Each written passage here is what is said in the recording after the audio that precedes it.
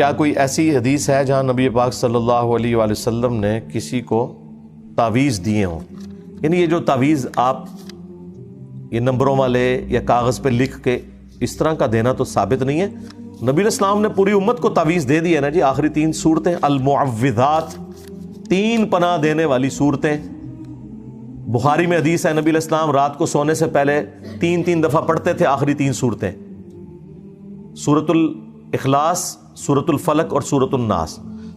ہاتھوں پہ پھونک کے پورے جسم پہ جہاں تک ہاتھ پہنچتا تھا تو ملتے تھے. اور مسلم شریف کے الفاظ ہیں کہ اگر حضور کے گھر والوں میں کوئی بیمار ہو جاتا تو نبی صلی اللہ علیہ وآلہ وسلم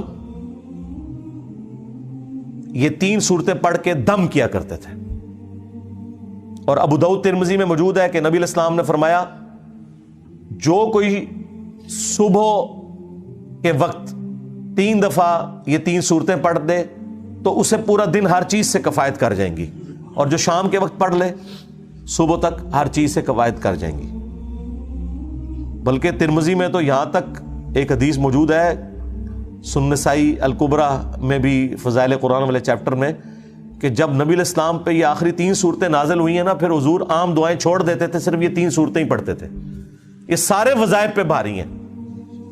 دیکھیں نا سورہ اخلاص میں توحید تو قلعہ ہے اسلام کا، اس سے بڑی کوئی اللہ کی تعریف نہیں ہو سکتی.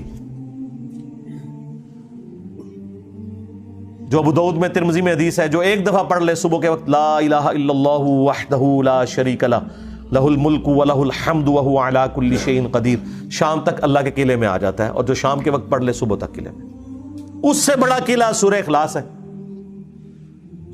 اور سورۃ الفلق جتنی چیزیں باہر سے حملہ آور ہوتی ہیں ان کے اگینسٹ اللہ کی پناہ ہے. قل اعوذ برب الفلق من شر ما خلق، جتنی چیزیں بھی شریر تو نے اللہ پیدا کی ہیں تمام کے اگینسٹ میں تیری پناہ میں آتا ہوں. لو جی سب کچھ کور ہو گیا. ومن شر النفاثات فی العقد، اور یہ جو جادو کرنے والی عورتیں ہیں، پھونکے مارنے والی، ان کے شر سے بھی. ومن شر حاسد اذا حسد، ہر حسد کرنے والے کے حسد سے بھی.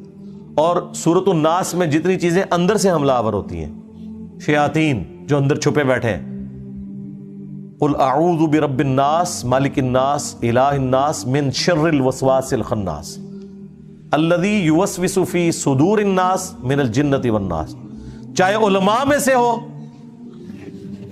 چاہے جنات. ظاہر ہے یار، اگر نہ یقین ہے تو آپ پوچھ لیں. مثلاً آپ کسی بریلوی سے جا کے پوچھیں یہ جو قرآن میں آیا ہے، بریلوی عالم سے، کہ چاہے جنات میں سے کوئی شیطان ہو یا انسانوں میں سے شیطان ہو، ان کے اگینسٹ اے اللہ میں تیری پناہ میں آتا ہوں. تو یہ انسانوں میں شیاطین کہاں پائے جاتے ہیں؟ کیا داتا دربار کا امام ہے؟ وہ کہے گا توبہ جی ہوتے ماشاءاللہ اللہ دے ولی نے. تو پوچھیں وہ جو رائے ونڈ میں بیٹھے ہیں، کہیں گے ہاں او ہاں. اور رائے ونڈ والوں سے پوچھیں کہ یہ انسانوں میں جو شیاطین ہے یہ کدھر ہے؟ کیا علماء دیوبند رضی اللہ عنہم ہے؟ وہ کہیں گے نہیں وہ تو اللہ کے ولی ہیں. تو پھر کون ہے؟ وہ کہیں گے جن رضی اللہ عنہم پہ وہ شیاطین حملہ آور ہوئے ہیں جو المہند میں لکھا ہے، یعنی کہ بریلوی ہے ان کے بارے میں. میرا تو خیر نام لیں گے سارے، وہ بے فکر رہے آپ، لیکن میرے علاوہ بھی ان کو کہیں جینی صاحب کی پیدائش سے پہلے بھی تو شیاطین تھے نا انسانوں میں، وہ کدھر ہے؟ تو ظاہر ہے وہ اعلیٰ حضرت نے اسام الارمین میں لکھا ہے 4تھا فرقہ وہابیہ شیطانیہ، یہ شیطان لعین ابلیس کے پیروکار ہیں، جس طرح کہ رافضی شیعہ شیطان اطاق کے پیروکار ہیں. وہ کہتے ہیں وہ تو چھوٹے شیطان کے پیروکار ہیں نا شیعہ. جو دیوبند اور اہل حدیث ہیں یہ بڑے شیطان کے پیروکار ہیں. آپ سوچ رہے ہوں گے کیوں؟